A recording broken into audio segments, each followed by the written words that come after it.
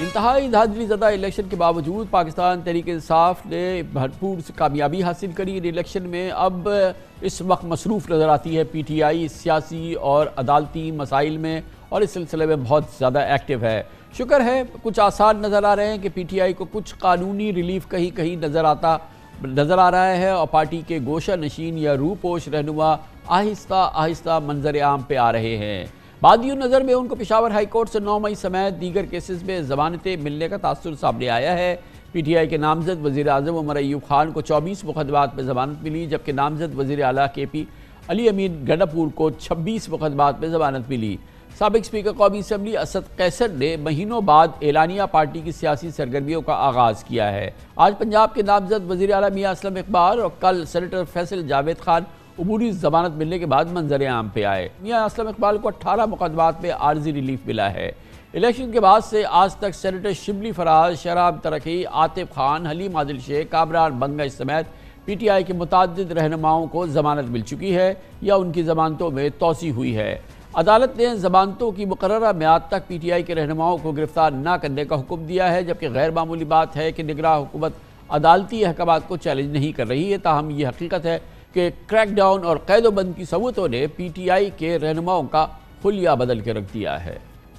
بات یہ ہے کہ مبینہ انتخابی دھاندلیوں کے خلاف پی ٹی آئی کی شکایتوں کی بھی سنوائی ہو رہی ہے۔ دارالحکومت اسلام آباد میں قومی اسمبلی کی تینوں نشستوں سے کامیاب مسلم لیگ نون کے تینوں امیدوار طارق فضل چودھری، انجم عقیل اور راجہ خرم نواز کی کامیابی کی نوٹیفیکیشن معطل ہو چکے ہیں۔ کراچی اور لاہور سمیت ملک کے مختلف شہروں میں پی ٹی آئی کے اراکین کی انتخابی شکایات پر الیکشن ٹریبونل سماعت کر رہے ہیں۔ اہم بات یہ بھی ہے کہ اب اڈیالہ جیل میں عمران خان سے ان کے وکلاء کے علاوہ پی ٹی آئی کے سیاستدانوں کو بھی ملنے کی اجازت ملی ہے۔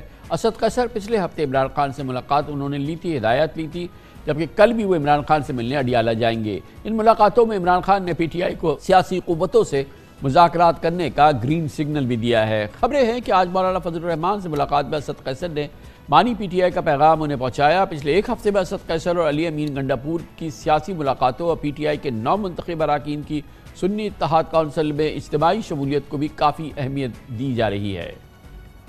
آثار بھی نظر آئے ہیں کہ اب اداروں نے بھی پی ٹی آئی کی سیاسی حیثیت اور عوامی مقبولیت کو تسلیم کرنا شروع کیا ہے اور وہ اس کے لیے ایک جائزہ یا ایک سپیس بنا رہے ہیں، کیونکہ تحریک انصاف ملک کی سب سے بڑی انفرادی پارلیمانی قوت ہے۔ اس کے بانی چیئرمین عمران خان اور وائس چیئرمین مخدوم شاہ محمود قریشی کے علاوہ پی ٹی آئی کا کوئی رہنما تاحال سزا یافتہ نہیں ہے۔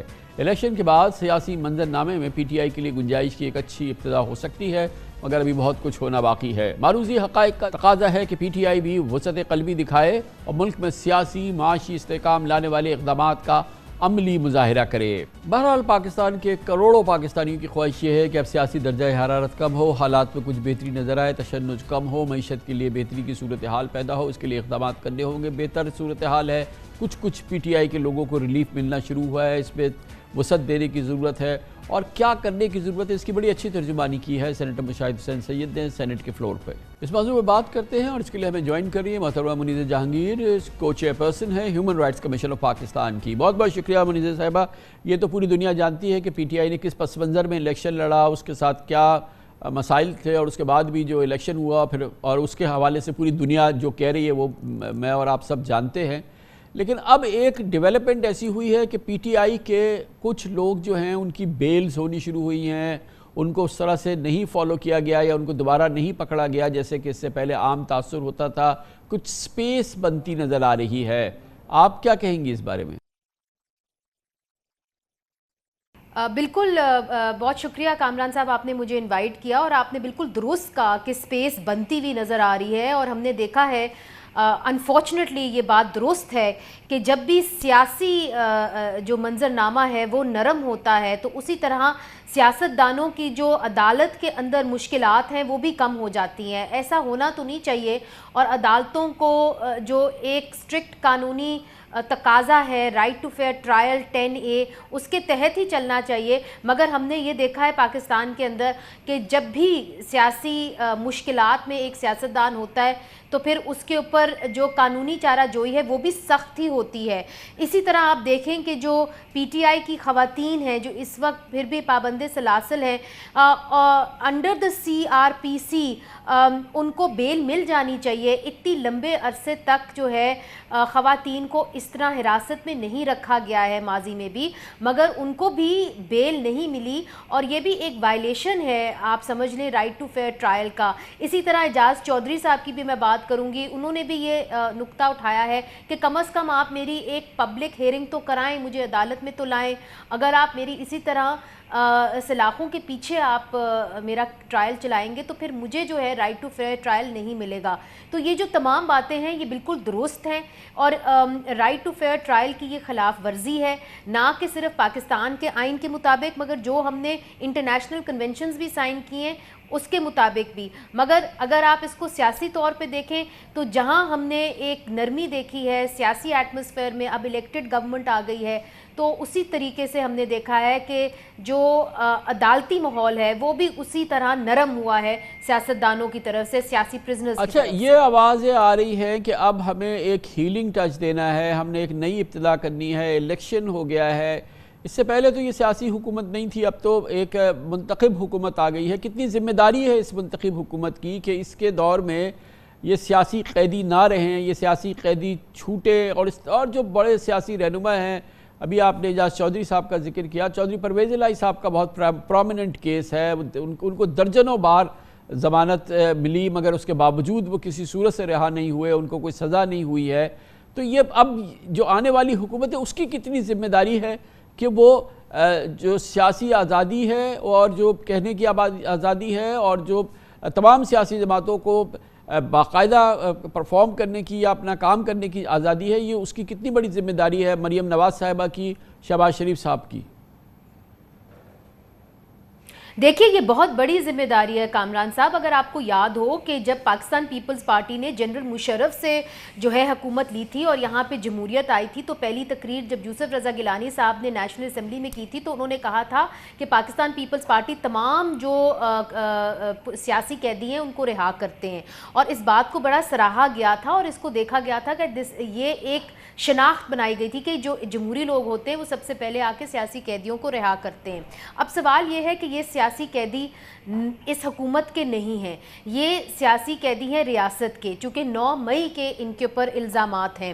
تو کیا the buck stops with the politicians؟ یہ ایک بہت بڑا سوال ہے۔ اور دوسری طرف آپ یہ بھی دیکھیے کہ ہم کیوں خیبر پختونخوا اور بلوچستان کو نظر انداز کر دیتے ہیں۔ جو قوم پرست جماعتیں ہیں وہ یکجا ہو گئی ہیں بلوچستان میں، اور وہ یہ کہہ رہی ہیں کہ یہاں پہ جو رگنگ ہوئی ہے اس کی بھی تحقیقات کرنی ہوگی، چونکہ مت بھولیے گا کہ اختر مینگل، محمود خان اچکزئی صاحب، یہاں تک کہ مالک بلوچ صاحب، یہ سب جو ہے حکومت کر چکے ہیں پاکستان مسلم لیگ نون کے ساتھ، تو ان کی ایک اچھی ورکنگ ریلیشن شپ بھی رہ چکی ہے۔ تو اس لیے یہ توقع کی جا رہی ہے کہ مسلم لیگ نون کم از کم جو ہے ان کی بات سنے گی یا ایک طرح سے ان کی شکایت کا ازالہ ضرور کرے گی۔ اب کیا ان کو وہ سپیس ملتی ہے کہ نہیں ملتی، یہ ایک بہت بڑا سوالیہ نشان ہے۔